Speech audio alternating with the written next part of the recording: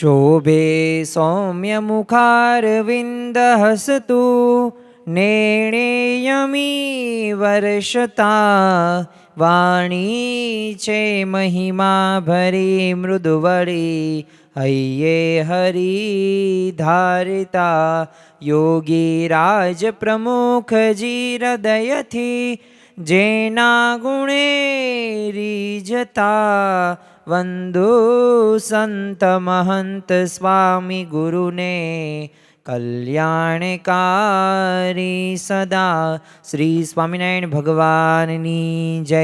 અક્ષર પુરુષોત્તમ મહારાજની જય।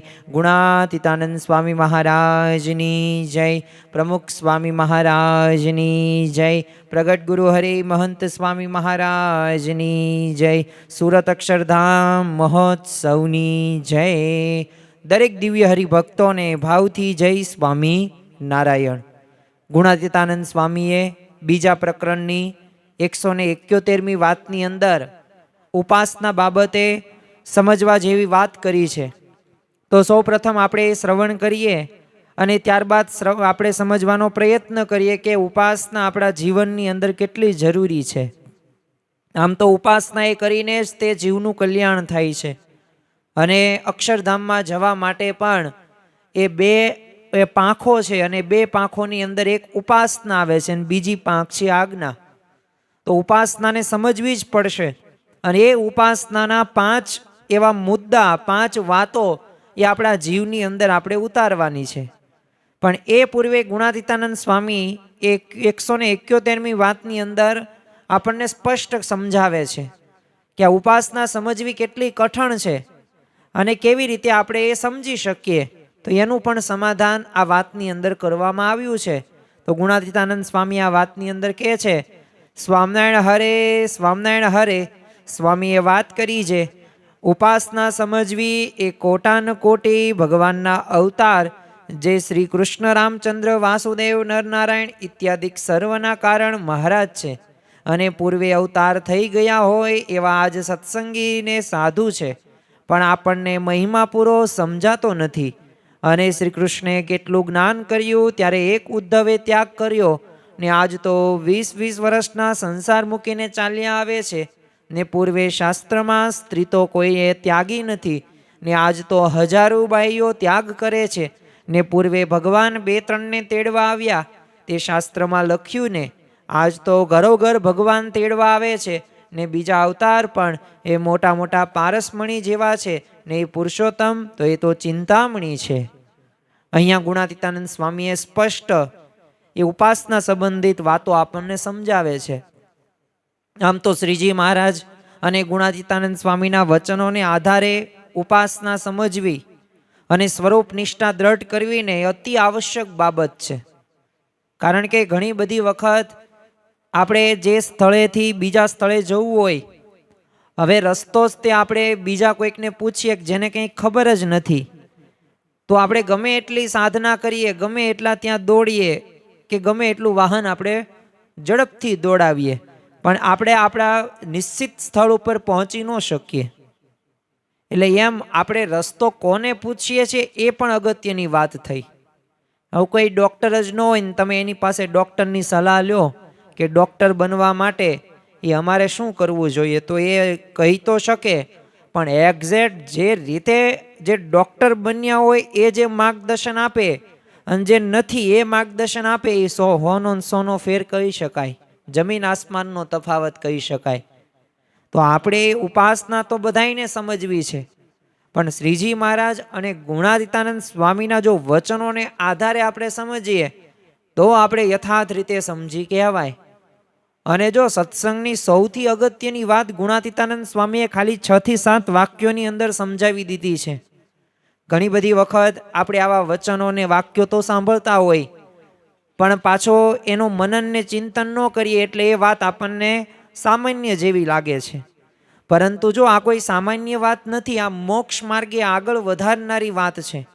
ગુણાતીતાનંદ સ્વામીએ પોતાની જ વાતોની અંદર કહ્યું છે ને કે સ્વરૂપ નિષ્ઠા છે ને એકડાના સ્થાને છે। એકડો હોય તો શૂન્યની કિંમત છે। તમને એક ચેક આપવામાં આવે અને ચેકની અંદર તમે કહો ને એટલા 0 હું મૂકી દઉં, અને એ ચેક લઈને તમે વટાવા જાઓ બેંકની અંદર, તો 1 રૂપિયો તમને આપવામાં ન આવે, પરંતુ એ જીરો આગળ હું એકડો મૂકી દઉં તો 10, 100, 1000, 10,000, લાખ, 10 લાખ, કરોડ, 10 કરોડ, અબજ, અરે સંખ્યા વધતી જ જાય, પૈસાનો ઢગલો થાય અને તમારે 2-5 મિત્રોને બોલાવવા પડે, એટલા બધા પૈસા તમે એ લઈ શકો. પણ જો એકડો મૂક્યો ને ત્યારે એની કિંમત છે. એમાં સ્વરૂપ નિષ્ઠા સમજવી ને એકડાના સ્થાને છે. અને સ્વરૂપ નિષ્ઠા રહી એ કલ્યાણના માર્ગની અંદર જો એકડાનું સ્થાન ધરાવતી હોય તો આપણે પણ આ એકડો બરાબર રીતે એ ઘૂંટવો પડે. અને એ ઘૂંટીશું ને પછી આપણે ગમે એટલું તપ કરશું, વ્રત કરશું, જપ કરશું તો આપણી કિંમત વધશે. પણ જો ઉપાસનાને સમજ્યા વગર આપણે મન ફાવે તેમ જેમ તેમ આપણે જો કરતા હશું ભક્તિ, તો યથાર્થ રીતે આપણામાં સુધારો પણ નહીં થાય. ઘણી બધી વખત આપણે ધંધાની અંદર મહેનત તો કરતા હોય પણ એમાં કંઈ નફો જ ન મળતો હોય. હવે મહેનત તમે કરો છો તોય નફો નથી મળતો, તો કંઈક તો કારણ એવું હશે ને. અને એ કારણ કયું કે યથાર્થ રીતે એ તમે ધંધાનું સ્વરૂપ તમે સમજ્યા નથી. અને જે રીતે એ ધંધો કરવાનો આવતો હોય એ પ્રમાણે તમે એના સ્ટેપ ફોલો નહીં કરતા હોય, એટલે જ ધંધાની અંદર નફો ન થાય ને. એમાં આધ્યાત્મિક માર્ગની અંદર જો 4 પ્રકારના પુરુષાર્થ છે, ધર્મ, અર્થ, કામ અને મોક્ષ. આ 4 પુરુષાર્થોમાં મોક્ષ એ અગત્યની વાત છે.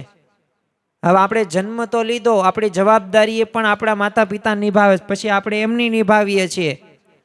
અને એક પ્રકારના જોકર કહી શકીએ કે ઘડીક માતા તરીકે, પિતા તરીકે, પુત્ર તરીકે, તો આ બધી જવાબદારીઓ આપણે નિભાવીએ છીએ. પરંતુ આપણે આપણી આત્માની કલ્યાણની પણ જવાબદારી નિભાવવાની છે. મોક્ષનું કામ પણ થવું એટલું જ અગત્યની બાબત છે કે જેટલું તમે વ્યાવહારિક કે આર્થિક રીતે એ આપણે કામ કરીએ છીએ. ગઢડા મધ્યના 9મા વચનામૃતની અંદર શ્રીજી મહારાજે વાત કરી છે કે પોતાને મળ્યું જે ભગવાનનું સ્વરૂપ તેને સદા દિવ્ય સાકાર મૂર્તિ સર્વે અવતારનું કારણ અવતારી એવું જાણવું. તો જો આપણને જે ભગવાનનું સ્વરૂપ મળ્યું છે તો આપણે યથાર્થ રીતે ક્યારે જાણ્યા કહેવાશે? જ્યારે સદા દિવ્ય છે, સાકાર મૂર્તિ છે.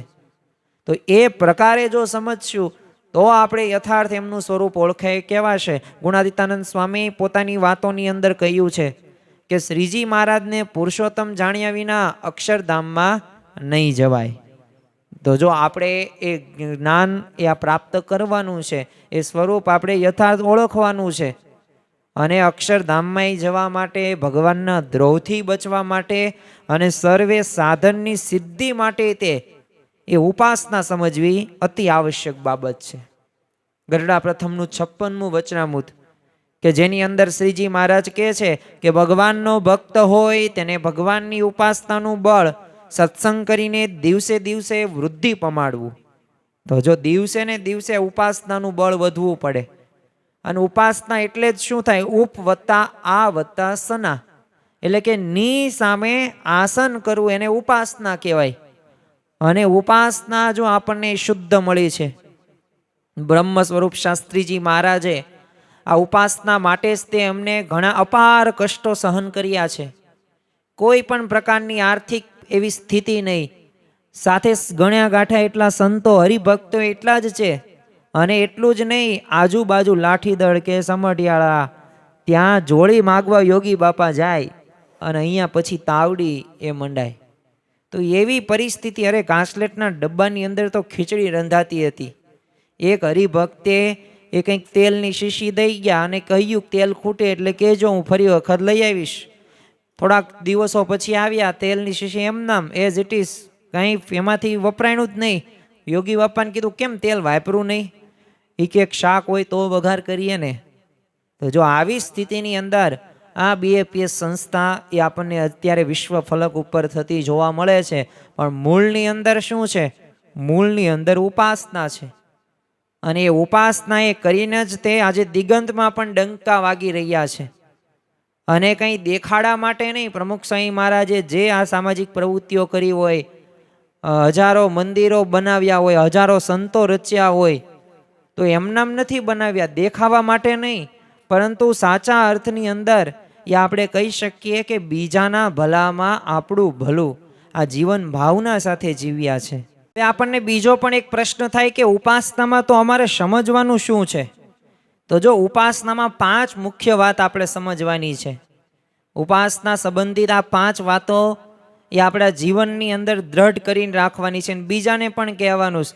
એમાં 5 વાત કહી તો પ્રથમ તો શ્રીજી મહારાજ કરતા હરતા છે, સાકાર છે, સદા દિવ્ય છે, સર્વોપરી છે, એ મને પ્રગટ મળ્યા છે.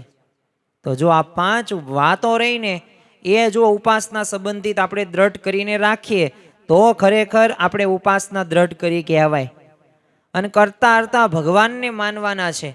અને એવા ઘણા બધા ઉદાહરણો આપણને દ્રષ્ટાંતો સ્વામિનારાયણ ભગવાનના વખતથી અત્યાર સુધી આપણને પ્રાપ્ત થાય છે. અને ખરેખર એવા ચમત્કારો પણ આપણે જોઈએ છીએ, એવા પ્રસંગો પણ જોઈએ છીએ, એવા જીવન પરિવર્તનો પણ એ લોકોના થાય છે. આજે તમે જો આ વાતની અંદર ગુણાતીતાનંદ સ્વામીએ શ્રીજી મહારાજનું સર્વોપરીપણું સમજાવે છે. અને ગુણાતીતાનંદ સ્વામી વંથલીના કલ્યાણભાઈના દીકરા હતા. હવે ડાહ્યા સામે જોઈને એવું જ બોલેલા. અને 3જા પ્રકરણની 72મી વાતની અંદર ગુણાતીતાનંદ સ્વામી એ લખ્યું છે. અને એ વાત જ્યારે આપણે વાંચીએ ત્યારે શું લખ્યું છે કે પૂર્વે મોટા મોટા અવતાર થઈ ગયા છે, તે કરતાં સત્સંગીના છોકરા સામું જોઈએ છીએ ત્યાં તો કરોડ કરોડ ગણું અધિક દેવ જ જણાય છે. તો જો અવતારો જેવું સામર્થ્ય તો સ્વાભાવિક રીતે સત્સંગીઓના છોકરાઓમાં કહ્યું. તો જો શ્રીજી મહારાજ સર્વોપરી કેમ નહીં? આપણે જ્યારે વાતો સાંભળીએ, પ્રસંગો સાંભળીએ ત્યારે આપણને સાચા અર્થની અંદર આ વાત મનાય છે. શાસ્ત્રોમાં જો સમાધિને અતિ દુર્લભ કીધી છે. અષ્ટાંગ યોગ તમે સિદ્ધ કરો, યમ નિયમ આસન ધ્યાન ધારણા પ્રાણાયામ પ્રત્યાહાર અને સમાધિ થાય. અને પાછું એ તે સમાધિ એમનામ ન થાય, એક એક આસન તમારે સિદ્ધ કરવું પડે અને અશક્ય બાબત છે. પણ જો શ્રીજી મહારાજે તો એવા પ્રકરણો, સમાધિ પ્રકરણો ચલાવેલા, એમના ભક્તો પણ આ સમાધિઓ કરાવતા હતા અને પાછું સંતો પણ સમાધિ કરાવતા. ભક્ત ચિંતામણીમાં જ લખ્યું છે, પછી મુક્તાનંદ સ્વામીને વચને થાય સમાધિ સૌ જનને. તો જો સદગુરુ મુક્તાનંદ સ્વામી એ વચન બોલે અને સમાધિ થાય. તો જો આવા શ્રીજી મહારાજનું તો સામર્થ્ય હતું જ તે, પણ સાથે સાથે સંતો ભક્તો પણ સમાધિ પ્રકરણો ચલાવેલતા હતા. તો આના ઉપરથી આપણને ખ્યાલ આવે અને સર્વોપરીપણું આપણને સ્પષ્ટ ખ્યાલ આવી જાય છે. ગુણાતીતાનંદ સ્વામીએ પોતાની વાતોની અંદર કીધું છે કે શાસ્ત્રમાં એક નર નારાયણને નિષ્કામી કીધા છે. જ્યારે મહારાજે કેવા નિષ્કામી સંતો હરિભક્તો પકવ્યા છે. થોડાક આપણે ઉદાહરણો જોઈએ ત્યારે આપણને ખ્યાલ આવે કે ખરેખર આ નિષ્કામી વર્તમાન પાળવું એ અઘરી બાબત ગણી શકાય. અને આ નિષ્કામી વર્તમાન સહેજે સહેજે સંતો ભક્તોના જીવનની અંદર એ સિદ્ધ થયેલું જોવા મળે છે. મયારામને તે જો એકાંતની અંદર સ્ત્રીનો યોગ થયો તોય પોતે ડગ્યા નહીં. ગોવિંદ સ્વામીને ₹1000 રોકડા ઘરેણા સાથે એ બાની મળી હતી, પણ પોતે લોભાણા નહીં. અરે સુરા ખાચર લોયાના હવે જસદણની એ ઉલટા બાઈમાં ન લોભાણા અને મહારાજ એમને યતિ કહીને ભેટ્યા હતા.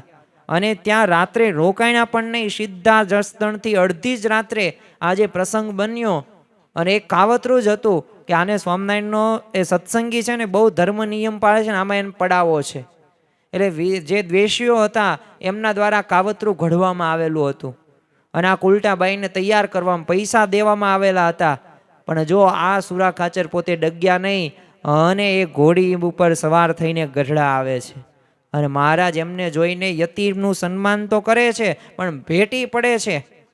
બ્રહ્માનંદ સ્વામીને વચનામૃત જેતલપુરના 2 ની અંદર યતિ કીધા છે. અરે બોટાદના શિવલાલ શેઠની તો શું વાત કરવી. તો એમના ઘરની અંદર 6 માસથી એમની સાળી આવેલી હતી, પણ છતાં પણ તમે જુઓ કે ઉપર દ્રષ્ટિ નથી કરી. એમને ખબર નહોતી આ તો કંસાર પીરસાણો 1 વખત 6 મહિના પછી, અને ત્યાં વધારે થોડુંક ઘી નખાઈ ગયું અને જોયું તો આની ઉપર જોયું કોણ છે. ત્યારે કીધું ગલા તમે ક્યારે આવ્યા? અને ત્યારે સાળીએ કીધું હું તો 6 મહિનેથી આવીશ. વિચાર કરો 180 દિવસથી ઘરમાં કોઈક વ્યક્તિ આવ્યા છે. હજી તો આપણને તો આપણા ઘરે કોઈ આવ્યું ન હોય ને તો અગાઉથી ખબર પડી જાય કે આજે કોણ આવવાનું છે. અને જો આ બોટાદના શિવલાલ શેઠ એ ભગવાન પ્રત્યે એ કેટલા પોતે મગ્ન જોવા મળતા હતા. જો આવા નિષ્કામી વર્તમાન દ્રઢપણે પાલન કરતા, ઉપલેટાના તે લાલભાઈએ પોતાની 16 વર્ષની દીકરી સામે એમને નજર સુદ્ધા નહોતી નાખી. અશક્ય વાત ગણી શકાય, પણ જો આ વર્તમાનનું એમને પાલન કરીશ ભક્તોના જીવનની અંદર, તો સંતોના જીવનની અંદર તો કેવું આ નિષ્કામી વર્તમાન દ્રઢપણે પાલન થતું હશે. ગુણાતીતાનંદ સ્વામી કહે છે કે શ્રી કૃષ્ણે કેટલું જ્ઞાન કર્યું, ત્યારે ઉદ્ધવ માંડ ઘર છોડ્યું. પણ જો શ્રીજી મહારાજના વચને કેટલાય નાની ઉંમરે 20, 22, 25 વર્ષની ઉંમરે સંસાર ત્યાગીને સાધુ થવા માટે આવે છે. અને શ્રીજી મહારાજનો એક પત્ર વાંચીને તમે જુઓ કે 18 ગૃહસ્થો, જેમાં ગરાસદારો હતા, દરબારો હતા, વેપારીઓ હતા, ખેડૂતો હતા, જાગીરદારો હતા, એ બધાય સાધુ થવા માટે નીકળ્યા. ને એમાં કડુના કલ્યાણભાઈનું નામ પણ નહોતું. અને આ કલ્યાણભાઈ લગ્નની ચોરીમાંથી સાધુ થવા માટે નીકળી ગયા હતા. કારણ કે મહારાજે પત્રની અંદર છેલ્લે વગેરે લખેલું હતું. અને એમને કહ્યું કે ભલે મારું નામ આની અંદર નથી 18 ગૃહસ્થોમાં, પણ આ વગેરેમાં જ મારું નામ આવે છે ને. વિચાર તો કરો કે જેના લગ્ન છે અને લગ્ન મંડપની અંદર ચોરીમાં પોતે ઊભો છે વરરાજો, અને એ પોતે સાધુ થવા માટે આવી જાય છે. કચ્છમાં માનકુવાના મૂળજી કૃષ્ણજી હવે પહેરણ કાઢવા પણ ન રહ્યા અને સાધુ થવા માટે નીકળી પડ્યા. અરજી ઠક્કર તમે જો, એમના જમાનામાં લાખ રૂપિયાનું એ ધિરાણ હતું, પણ એ છોડીને મહારાજના કારભારી તરીકે સેવામાં આવી ગયા. બોટાદના શિવલાલ શેઠની આપણે હમણાં વાત કરી નિષ્કામી વર્તમાનમાં, પણ એ પોતે નિર્લોભી નિસ્નેહી વર્તમાન પણ એટલું દ્રઢપણે પાલન કરતા હતા. અને આ નિર્લોભી વર્તમાન કેવું 9 લાખના એ સમયની અંદર આસામી હતા, પણ તોય જૂનાગઢમાં ગુણાતીતાનંદ સ્વામીનો સમાગમ કરવા માટે જાય, સંતો ભક્તોની સેવા કરે, સમયા ઉત્સવની અંદર આર્થિક દાન કરે. તો જો આ પ્રકારની ભાવનાવાળા ભક્તો આજે પણ આપણને જોવા મળે છે. એ જ રીતે તમે જો આજે હજારો બાઈઓ પુરુષોનો ત્યાગ કરે છે. ગુણાતીતાનંદ સ્વામી શા માટે ત્યારે એવું બોલેલા વાતની અંદર? કારણ કે જીવુબા લાડુબા તમે જુઓ, એમને સંસાર ન માંડ્યો. રાયબા પરણ્યા પણ ધણીનો ત્યાગ કર્યો. અરે ઉદયપુરના જમકુબા હતા, રાજપાટ રાણીપદ એ છોડી દીધું અને સાંખ્યયોગી થઈ ગયા. જેતલપુરના રામબાઈ હવે પરણ્યા પણ ધણીનો ત્યાગ એમને કર્યો. અરે પચ્છમ અને બોરુની વચ્ચે તળાવ કિનારે બેઠેલા શ્રીજી મહારાજની સભામાં છે ને, કમળિયાના એક મોડભાના બહેન જીજીબા પોતાના માતૃશ્રી સામે બેઠા હતા. ને ત્યારે મહારાજે પૂછ્યું, રામબાઈ સાંખ્યયોગી થયા ત્યારે કેટલી ઉંમર હશે? કોઈ કે કીધું 10-12 વર્ષની હશે. તો 2-3 વાર મહારાજે પૂછ્યું ને એટલે જીજીબા પોતાની માને કે માં હવે સંસાર હરામ. તો માં કે આવું અમંગલ ન બોલાય. તે જીજીબા કે મહારાજ મારી સામું જોઈને વાત કરે છે. તો બોલો એમ બોલીને ઘર છોડીને આજીવન પોતે સાંખ્યયોગી થઈને રહ્યા. મહારાજના શબ્દોના મર્મ સમજીને આવા તો ઘણા બધા એ હરિભક્તો એ પોતે સત્સંગી તો થયા છે, પણ સાથે સાથે ત્યાગીઓ પણ થયા છે. અને ખરેખર શ્રીજી મહારાજ અંતકાળે પોતાના ભક્તોને ધામમાં એ લઈ જવા પધારે જ છે. ભક્ત ચિંતામણી અંદર જ તે લખ્યું છે, મહારાજને અંતકાળે જરૂર તેડવા આવવું, બિરુદ મારું એના બદલે તે સર્વે જનને જણાવવું. તો જો શ્રીજી મહારાજે આ વચન એવી રીતે પાળ્યું છે ને કે ઘણા બધા દિવ્ય વાહનો દ્વારા અંતકાળે તેડવા એ પોતે પધારતા જ હતા.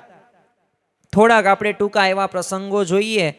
અલિયાસ નામના મુસલમાને ગરડા મંદિરમાં પાયા જ્યારે ગળાતા ત્યારે અજાણે એક પથ્થર નાખ્યો અને એની સેવા ગણીને મહારાજ એને અંતકાળે તેડવા આવે છે. વિચાર તો કરો કે એ ગરડા મંદિરના જે મુખ્ય જે દ્વાર હતો, તો એ દ્વારના કોકે આમ કીધું કે ઓહો બહુ મોટો દ્વાર બનાવ્યો છે અહીંયા સ્વામિનારાયણે. અને જો એને અંતકાળે એક સ્મૃતિ થઈ તો મહારાજ એને તેડવા આવે છે. આવા તો ઘણા બધા પ્રસંગો છે. વડોદરાની એક બાઈને કાને છે ને રે સગ પણ હરિવરનું સાચું, તો આ કીર્તનના શબ્દો પડ્યા અને ગમી ગયા ને અખંડ ગણગણ્યા કરે. તે અંતકાળે મહારાજ એને તેડવા આવ્યા. તે એણે પૂછ્યું તમે કોણ છો? તો મહારાજ કે સ્વામિનારાયણ છું. તો એણે કીધું કેમ તેમ આવ્યા છો? તો મહારાજ કે તું કાયમ હરિવરને યાદ કરતી હતી ને, તો હરિવર હું છું ને સગપણે કરીને તને ધામમાં લેવા આવ્યો છું. તો આવા તો ઘણા બધા પ્રસંગો એ સત્સંગના ઇતિહાસની અંદર આપણને પ્રાપ્ત થતા જોવા મળે છે કે જો સાચો ખરો જે ભક્ત હોય, પણ જો એ ભક્ત એટલે કેવો? ખરા ભક્તના 3 લક્ષણો છે: નિયમ, નિશ્ચય અને પક્ષ. તો એ 3 લક્ષણો જો આપણામાં હોય ને ખરા ભક્તમાં નામ આપણે તો જ આવે. તો એવા ભક્તોને એ અવશ્ય શ્રીજી મહારાજ લેવા આવે જ છે. અને જો આ બધી વાત દ્વારા આપણે ગુણાતીતાનંદ સ્વામી સમજાવે છે કે શ્રીજી મહારાજ દ્વારા જે સામર્થ્ય જણાયું તેવું તો અગાઉ કોઈ અવતારમાં જોવા મળતું નહીં. માટે શ્રીજી મહારાજ સર્વે અવતારના એક કારણ છે. એટલે આ વાત ઉપાસનામાં આપણે સમજવાની છે. અને સર્વોપરીપણાના શ્રીજી મહારાજના વચનો સામે પણ થોડીક દ્રષ્ટિ કરવાની છે. એમની જ પરાવાણી સમાન ગ્રંથ એટલે કે વચનામૃત, તો એની અંદર શ્રીજી મહારાજે અમદાવાદના 6ઠ્ઠા વચનામૃતની અંદર કીધું છે કે આ સત્સંગમાં જે ભગવાન વિરાજે છે તે જ ભગવાનમાંથી સર્વે અવતારો થયા છે ને તે પોતે પણ અવતારી છે ને એ જ સર્વના અંતર્યામી છે. અમદાવાદનું 7મું વચનામૃત વાંચો તો એની અંદર પણ શ્રીજી મહારાજ કહે છે કે અમે એકલા જ સર્વથી પર એવું જે પુરુષોત્તમનું ધામ તેમાં ગયા, ત્યાં પણ હું જ પુરુષોત્તમ છું, મારા વિના બીજો કોઈ મોટો દેખ્યો નહીં. ગઢડા અંત્યનું તમે 38મું વચનામૃત જુઓ તો એની અંદર પણ શ્રીજી મહારાજ કહે છે અને એવા જે પ્રત્યક્ષ પુરુષોત્તમ ભગવાન તેના સ્વરૂપમાં અને અક્ષરધામને વિશે રહ્યા જે ભગવાનને તેના સ્વરૂપમાં કોઈ ભેદ નથી, એ બે એક જ છે. એવા જે આ પ્રત્યક્ષ પુરુષોત્તમ ભગવાન તે અક્ષરાદિક સર્વના નિયમતા છે, ઈશ્વરના પણ ઈશ્વર છે, સર્વે કારણના પણ કારણ છે અને સર્વોપરી વર્તે છે ને સર્વે અવતારના અવતારી છે ને તમારે સર્વને એકાંતિક ભાવે કરીને ઉપાસના કરવા યોગ્ય છે. તો જો આવી રીતે અક્ષર અને પુરુષોત્તમના વચનો દ્વારા એ સ્વરૂપ નિષ્ઠાની સર્વોપરીપણાની આ વાત રહીને આપણને સમજીને આપણે સિદ્ધ કરવાની છે. જેમ કોઈ KG1નો કોઈક બાળક હોય તો જ્યાં સુધી એકડા શીખે નહીં ત્યાં સુધી એને અક્ષર જ્ઞાન કંઈ આવે નહીં. અને સ્વાભાવિક રીતે એ અક્ષર જ્ઞાન એકડાનું તો એ સંખ્યાનું જો ન આવે પણ કક્કો કે બારાક્ષરી ન શીખે તો એને લખતા વાંચતા પણ આવડે નહીં. એવી જ રીતે આ જ્ઞાન સ્વરૂપ નિષ્ઠાની સમજણ એ આપણે પણ સિદ્ધ કરવાની છે. અને ફાયદા તો કેટલા બધાય છે. તમે જો અનંત જન્મોથી આપણે આ 5 વિષયો ભોગવીએ છીએ, સ્વભાવથી આપણે પરાજિત જ થઈએ છીએ. પણ ગઢડા મધ્યના 13મા વચનામૃતની અંદર શ્રીજી મહારાજ કહે છે કે 5 વિષય અને સ્વભાવ જીતાય છે. જો સ્વરૂપ નિષ્ઠા જો સરખી રીતે સમજી લઈએ તો કામ, ક્રોધ, લોભ, મોહ, મત્સ, માયા, તૃષ્ણા, અહંકાર એ પદાર્થો પ્રત્યેની 5 વિષયો પ્રત્યેની જે આસક્તિ છે એમાંથી આપણે અનાસક્ત થઈ જઈએ છીએ. અરે ભગવાનની પ્રાપ્તિનો અખંડ એ આનંદ રહે છે. અને જો નિષ્કાન સ્વામી પણ શું કહે છે? સિદ્ધને રહીએ રે કંગાલ રે સંતો, સિદ્ધને રહીએ રે કંગાલ, જ્યારે મળ્યો મહા મોટો માલ રે સંતો, સિદ્ધને રહીએ રે કંગાલ. તો કંગાલ શા માટે રહીએ? આપણને વસ્તુ જેવી મળી છે, પદાર્થ જેવો મળ્યો છે. કોઈકને પથરા મળે તો એ ફેંકી દે, એને કંઈ રાજી ખુશી અને આનંદ ન આવે. હવે તમને તો ચિંતામણી તુલ્ય, પારસમણી તુલ્ય, કલ્પવૃક્ષ સમાન આ સત્સંગ મળ્યો, સત્પુરુષ મળ્યા, સિદ્ધાંત મળ્યો. તો આ સિદ્ધાંત કે આ ઉપાસનાના બળે કરીને એ આપણું આત્મકલ્યાણ થશે. અને પાછી એક પ્રશ્ન હજી પણ થાય કે આવી વાત કોના થકી સમજવી? તો ગઢડા મધ્યનું 13મું વચનામૃત કે જ્યારે સત્પુરુષ પ્રગટ થાય છે ત્યારે તેમના મુખ થકી જ વાત સમજાવવામાં આવે છે. તો જો આ સત્પુરુષ અત્યારે વર્તમાન કાળે મહંત સ્વામી મહારાજ એ પ્રગટ સત્પુરુષ છે જે મોક્ષનું દ્વાર છે. તો ખરેખર એમના થકી આ વાત આપણે સમજવાની છે. ગુણાતીતાનંદ સ્વામી 116 વર્ષના ભાયાત્માનંદ સ્વામી ને સર્વોપરીપણાની નિષ્ઠા દ્રઢ કરાવેલી હતી. અને એ જ પરંપરા અત્યારે આપણને એ મહંત સ્વામી મહારાજના સમાગમથી આ સ્વરૂપ નિષ્ઠા દ્રઢ થાય છે. તો જો આવી નિષ્ઠા વગર અક્ષરધામમાં જવાતું નથી. એટલે નિષ્ઠા કરવા શું કરવું? તો મન, કર્મ, વચને એ પ્રગટ સત્પુરુષનો સમાગમ પર કરવો પડે. એટલે જ તે સદગુરુ બ્રહ્માનંદ સ્વામી કહે છે સંત સમાગમ કીજે હો નિશ દિન સંત સમાગમ કીજે. તો આપણે સમાગમ કરવાનો છે, પણ કેવી? સ્થૂળ રીતે નહીં, આંતરિક રીતે ને બાહ્ય રીતે બંને રીતે સમાગમ કરવાનો છે. કેવી રીતે સમાગમ કરીશું? 3 રીતે સત્પુરુષનો સમાગમ કરવાનો છે. મને કરીને, તો મને કરીને એટલે શું? સંતને નિર્દોષ જાણવાના છે, દિવ્ય ભાવ રાખવાનો, નિર્દોષ બુદ્ધિ રાખવાની છે. કર્મે કરીને એટલે શું? દેહે કરીને સંતની આજ્ઞાનું પાલન કરવાનું છે.